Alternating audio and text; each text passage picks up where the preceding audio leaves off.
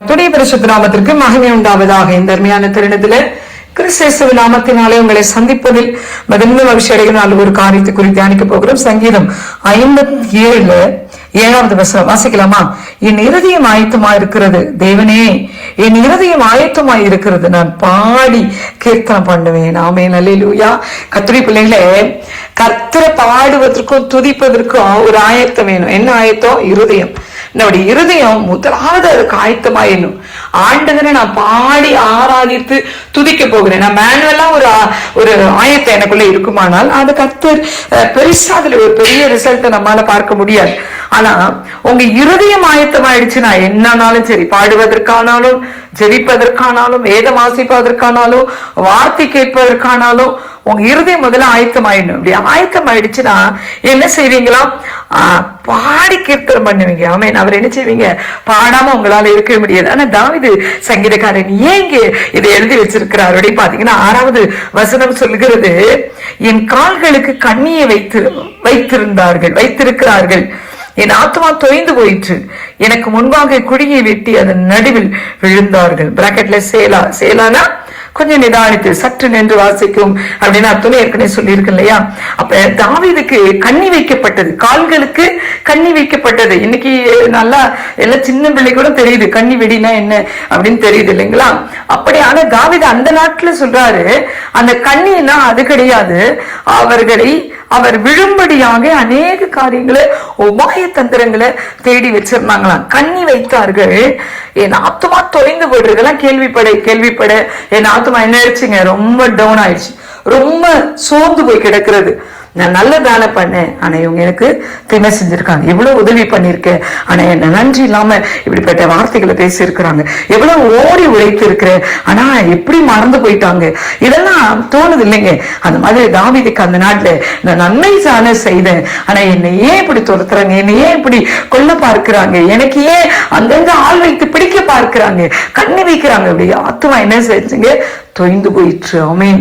ஆனா அந்த நேரத்துல கூட அவர் சொல்றாரு, என் இருதயம் ஆயத்தமா இருக்கிறது, எதற்காக? நான் பாடி கீர்த்தனம் பண்ணும்படியாக. ஆனா அவங்க வெட்டின குழியில அவங்களே விழுந்துட்டாங்கன்னு கூட எழுதி வைத்திருக்கிறார். அது சத்துருக்கு கர்த்தர் செய்த வேலை. அதனால தாவீது என்ன சொல்லுகிறார்? என்ன வேணா நடக்கலாம், ஆனா இருதயம் பாடி துதிக்கும், கர்த்தரையே பாடி துதிக்கும். கர்த்தர் எனக்கு நன்மை செய்தபடினால கர்த்தரை நான் பாடி துதிக்கிறேன். ஆமென். இன்றைக்கு கர்த்தருடைய பிள்ளைகளை நீங்களும் நானும் அந்த நல்ல இருதயத்தோடு இருப்போம், ஆயத்தமாக்கப்பட்ட இருதயத்தோடு ஆண்டவருக்கு முன்பாக வருவோம்.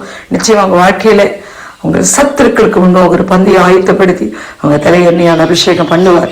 உங்க பாத்திரம் நிரம்பி வழியும். ஜெபிக்கலாமா? நல்ல தெய்வம், அந்த நாள்ல எங்களோடு பேசின வார்த்தைக்கு நன்றி ஐயா. எங்க இருதயம் ஆயத்தமா இருக்கட்டும், பாடி கீர்த்தனை பண்ண நாங்கள் வாஞ்சிக்கிறோம். அந்த நல்ல இருதயத்தை எங்களுக்கு தாங்க, எங்க இருதயத்தை ஆயத்தப்படுத்துங்க, உங்க கரங்களை அர்ப்பணிக்கிறோம். இயேசுவின் நாமத்தில் நான் கேட்க போகிற பிள்ளைகளை ஆசீர்வதி. கிறிஸ்து நாமத்தில் பிதாவே, ஆமென். God bless you all. கிறிஸ்துவில் பிரியமானவர்களே, இந்த நாளுக்கென்று தேவன் நமக்கு இருக்கிற ஜீவ வார்த்தை மீகாவின் புஸ்தகம் 2வது அதிகாரம் 13வது வசனம். தடைகளை நீக்கி போடுகிறவர் அவர்களுக்கு முன்பாக நடந்து போகிறார், அவர்கள் தடைகளை நீக்கி வாசலால் உட்பிரவேசித்து கடந்து போவார்கள். அவர்கள் ராஜா அவர்களுக்கு முன்பாக போவார், கர்த்தர் அவர்கள் முன்னணியில் நடந்து போவார். எனக்கு அருமையான சகோதர சகோதரிகளே, இந்த நாளிலும் கர்த்தர் உங்களின் ஆசீர்வாதத்திற்கு தடையாக இருக்கின்ற தடை கற்களை நீக்கி உங்களை ஆசீர்வதிக்கும்படிக்கு வாக்கு பண்ணி உள்ளார். அநேகரின் வாழ்க்கையில் நீங்கள் நினைத்திருக்கிற காரியங்களில் வெற்றி பெற முடியாமல், எதிர்பார்த்திருக்கிறவற்றில் நல்ல பலன் கிடைக்காமல், எப்பக்கம் திரும்பினாலும் நெருக்கப்பட்டு உள்ளம் உடைக்கப்பட்டு காணப்படுகிறவர்களே, இன்றைக்கு உங்களுக்கு தடையாக இருக்கிறவற்றை நீங்கள் கடந்து அதன் வாசலில் உட்பிரவேசிப்பீர்கள் என்கிறார் கர்த்தர். உங்களுக்கு முன்பாக சென்று கோணலானவைகளை செவ்வையாக்கி உங்களை ஆசீர்வதிக்கும்படிக்கு இன்றைக்கு கடந்து வருகிறார். இன்றைக்கும் நாம் வேதத்திலிருந்து கர்த்தர் தம் ஜனத்திற்கான தடைகளை நீக்கி போட்டதை குறித்து தியானிப்போம். ஆதியாகமத்தின் புஸ்தகம் 26வது அதிகாரத்தை நாம் வாசிக்கையில் அங்கே ஈசாக்கை குறித்து பார்க்கின்றோம். ஈசாக்கின் நாட்களில் பெரும் பஞ்சம் ஏற்பட்டது.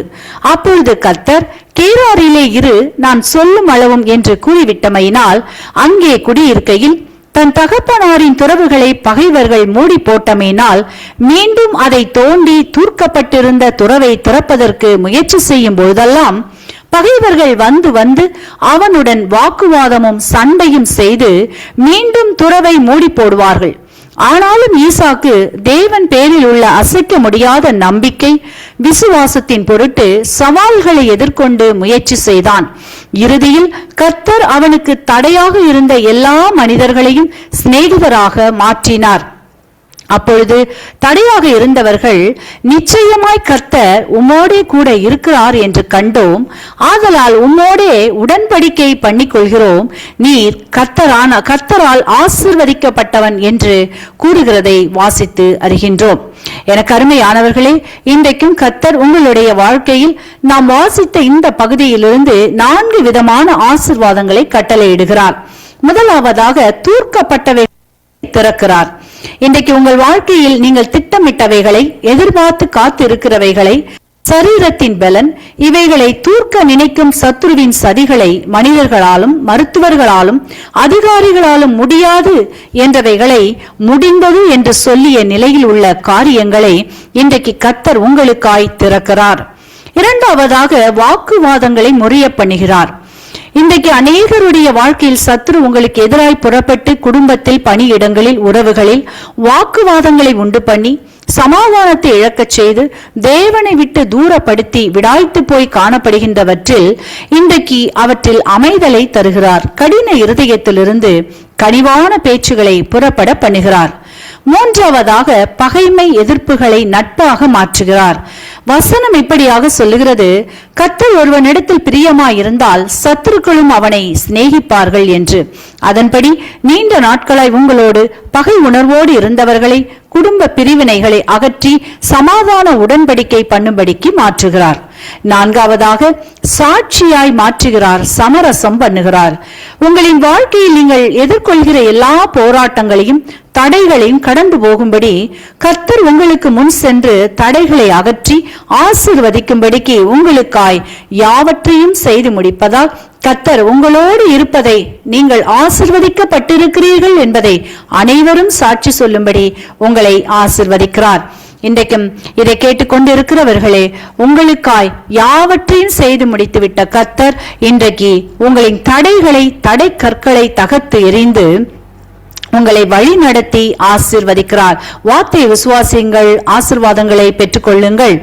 இன்றைக்கும் இந்த வார்த்தைகளை கேட்டுக்கொண்டிருக்கிற உங்களில் யாரேனும் இப்படிப்பட்ட அன்பின் இயேசுவை அறியாது ஆறுதல் தேடி காத்திருப்பீர்களானால் இன்றைக்கு இயேசுவிடம் வாருங்கள். அப்பொழுது உங்களுடைய வாழ்க்கையில் மூடப்பட்ட துறவுகள் திறக்கப்படும், தடைகள் விலகும், ஆசீர்வதிக்கப்படுவீர்கள். இந்த வார்த்தைகள் மூலமாக கர்த்தர் இன்று உங்களை ஆசீர்வதிப்பாராக. ஆமேன்.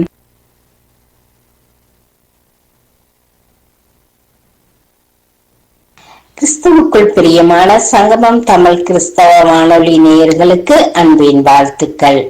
இன்றைய மன்னா, நீர்கால்களின் ஓரமாய் நடப்பட்டு தன் காலத்தில் தன் கனியை தந்து இலையுதிராதிருக்கிற மரத்தை போல் இருப்பான், அவன் செய்வதெல்லாம் வாய்க்கும். சங்கீதம் 1:3. பிரியமானவர்களே, உங்களுடைய கைகள் செய்கின்ற காரியங்கள் அனைத்திலும் வெற்றி பெற வேண்டும் என்று விரும்புகின்றீர்களா? அது நல்லதுதான். ஆனால் அதற்காக கர்த்தர் கொடுத்த வழிமுறையை பின்பற்ற மறந்து விடுகிறோம். கர்த்தர் இல்லாமல் நம்மால் ஒன்றும் செய்ய முடியாது என்பதை நாம் மறந்து விடுகிறோம்.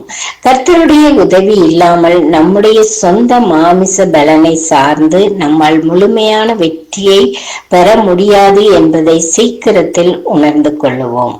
நம்முடைய ஆவி, ஆத்துமா, சரீரத்தின் முழு பலனோடும் நாம் தேவனுடைய வேதத்திற்கு அதிக முக்கியத்துவம் கொடுக்க பழகும் போது எல்லாமே வெற்றியாக மாறும். இரவும் பகலும் கர்த்தருடைய வேதமே நம்முடைய தியானமாக மாறும் போது காரியங்கள் மாறுதலாய் முடியும். நமக்கு கற்றுத்தந்தவர்கள் நம்மிடத்தில் கற்றுக்கொள்ளும் அளவிற்கு கர்த்தர் நம்மை ஞானவானாக, கல்விமானாக, வெளிப்பாடுகளை பெற்றவனாக மாற்றுவார். நாம் முழுமையாய் தேவனுடைய வேதத்தில் பிரியமாக இருந்து இரவும் பகலும் தியானிப்போம்.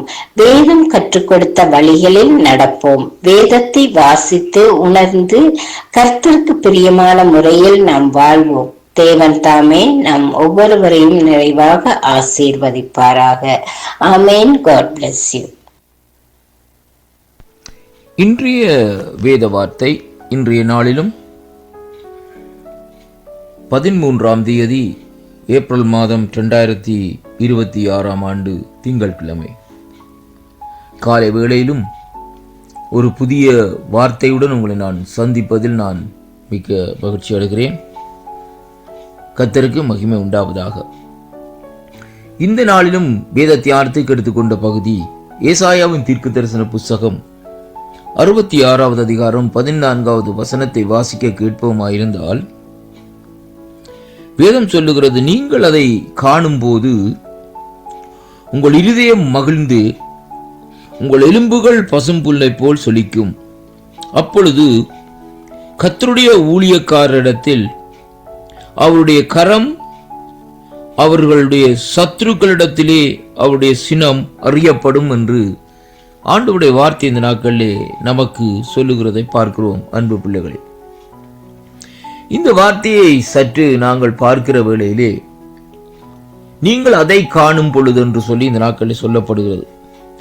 அது எதை என்று சொல்லி இன்றைக்கு நாங்கள் பார்ப்போமா இருந்தால், இந்த ஏசாயாவின் தீர்க்க தரிசன புஸ்தகம் 66வது அதிகாரத்திலே பார்க்கிற வேளையிலே எருசலேமை குறித்து இந்த நாட்களிலே அந்த வார்த்தை இந்த நாட்களிலே சொல்லுகிறதை பார்க்கிறோம். அருமையான கர்த்தருடைய பிள்ளைகளே, கர்த்தர் சொல்லுகிறது என்னவென்றால், வானம் எனக்கு சிங்காசனம், பூமி எனக்கு பாதபடி, நீங்கள் எனக்கு கட்டும் ஆலயம் எப்படிப்பட்டது, நான் தங்கி இருக்கும் ஸ்தலம் எப்படிப்பட்டது என்று அந்த வார்த்தையிலே தொடங்கி இந்த 13வது வசனத்திலே இந்த நாட்களிலே வருகிற வேளையிலே, ஒருவனை அவன் தாய் தேற்றுவது போல் நான் உங்களை தேற்றுவேன், நீங்கள் எருசலேமிலே தேற்றப்படுவீர்கள் என்று வேதம் சொல்லுகிறதை பார்க்கிறோம். அன்பு பிள்ளைகளே, இந்த வேத பகுதியிலே தேவன் தன்னுடைய தன்மைகளையும் ஆண்டவர் இந்த நாட்களிலே எருசலேமுக்கு செய்ய போகிற காரியத்தையும் குறித்து இந்த நாட்களிலே இந்த பகுதியிலே இந்த நாட்களிலே நாங்கள் பார்க்கக்கூடியதாக இருக்கிறது. அருமையான அன்பு பிள்ளைகளே, அதனாலதான் இந்த வார்த்தை சொல்லுகிறது, ஒருவனை அவன் தாய் தேற்றுவது போலவும் வேதம் சொல்லுகிறதை பாருங்கள், நான் உங்களை தேற்றுவேன், நீங்கள் எருசலேமிலே தேற்றப்படுவீர்கள். எருசலேம் என்றால் என்ன என்று பார்க்கிற வேளையிலே தேவன் உடைய நகரமாக இந்த நாட்களில் இருக்கிறதை பார்க்கிறோம். அருமையான கர்த்தருடைய பிள்ளைகளே, பரம எருசலேமே என்று சொல்லி இந்த நாட்களில் சொல்லப்படுகிறதை பார்க்கிறோம். அருமையான அன்பு பிள்ளைகளே, பரமன் இயேசுவினுடைய நகரமாக இந்த நாட்களில் இருக்கிறதை பார்க்கிறோம். அன்பு பிள்ளைகளே, ஏனென்றால் அவருடைய இரத்தம் சிந்தப்பட்ட இடமாகவும், அவர் நமக்காக அடிக்கப்பட்டு நமக்காக நொறுக்கப்பட்டு நமக்காக தன்னுடைய ஜீவனை கொடுத்த இடமாகவும் அந்த எருசலேம் இங்கே குறிப்பிடப்படுகிறதை பார்க்கிறோம். அதனாலதான் ஆண்டவர் சொல்லுகிறார், ஒரு தாய் தேற்றுவது போல் நான் உங்களை தேற்றுவேன். நெருக்கப்படுகிற ஜனங்களே, ஒடுக்கப்படுகிற ஜனங்களே, ஆதரவற்ற ஜனங்களே, உங்களை நான் இந்த நாட்களே நான் தேற்றுவேன் என்று சொல்லுகிற தேவன் சொல்லுகிறார். அதாவது நான் அப்படியாக இந்த நாட்களை தேற்றுகிற வேளையிலே நீங்கள் அங்கே எங்கே தேற்றப்படுவீர்கள் என்றால் எருசலேமிலே தேற்றப்படுவீர்கள் என்று சொல்லி இந்த நாட்களே இந்த வார்த்தை இந்த நாட்களே நமக்கு சொல்லுகிறதை பார்க்கிறோம்.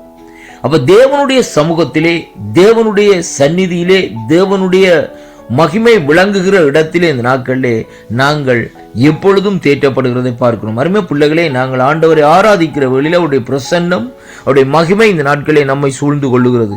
அந்த வேளையிலே ஆண்டவர் இந்த நாட்களே நம்மை தேற்றுகிறார், நம்முடைய பலவீனங்களை நீக்குகிறார், நம்முடைய கவலைகளை நீக்குகிறார், நம்முடைய கஷ்டங்களை இந்த நாட்களிலே நீக்குகிறார். அப்படியாக அவர் இந்த நாட்களிலே கஷ்டங்கள் கவலைகளை நீக்கிற வேளையிலே வேதம் நமக்கு சொல்லுகிற காரியம், அங்கே நம்முடைய இருதயம் இந்த நாட்களிலே மகிழ்கிறதாம். இரண்டாவதாக நம்முடைய எலும்புகள் அங்கே பசும்புல்லை போல் இந்த நாட்களிலே சொலிக்கிறதாம் என்று சொல்லி இந்த நாட்களிலே பார்க்கிறோம். அருமையான அன்பு பிள்ளைகளே, இன்றைக்கு ஒரு மனுஷனுக்கு கவலைகள் நெருக்கங்கள் கூடுமா இருந்தால் அவனுக்குள்ளே மூட்டு வலி வரும். அருமையான கர்த்தருடைய பிள்ளைகளே, இதை குறித்தும் அதிகமாக யோசிக்கிற வேளையிலே மூட்டு வலிகள், எலும்பு நோவுகள் இந்த நாட்களிலே வருகிறதை பார்க்கிறோம். அருமையான அன்பு பிள்ளைகளே, அப்படியான சூழ்நிலையிலே அவனுடைய எலும்புகள் தாக்கப்படுகிறதை அங்கே பார்க்கிறோம். அதைத்தான் இந்த இடத்திலே சொல்லப்படுகிறது. கர்த்தர் நம்மை தேற்றுகிற வேளையிலே அங்கே இந்த நாட்களிலே நம்முடைய இருதயம் இந்த நாட்களிலே மகிழும்.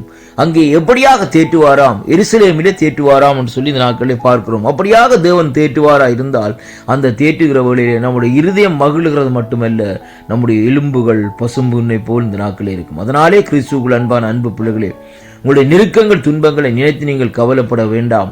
ஆண்டவர் உங்களை தேற்றுகிற காலம் இந்த நாட்களிலே வந்துவிட்டது. தயார்படுங்கள், ஆண்டவரோடு ஐக்கியப்படுங்கள். ஆண்டவர் உங்களை மார்போடு அணைத்து இந்த நாட்களிலே எருசலேமிலே இந்த நாட்களிலே தேற்றுவார். கர்த்தர் உங்களை நிறைவாக ஆசீர்வதிப்பாராக. ஆமேன்.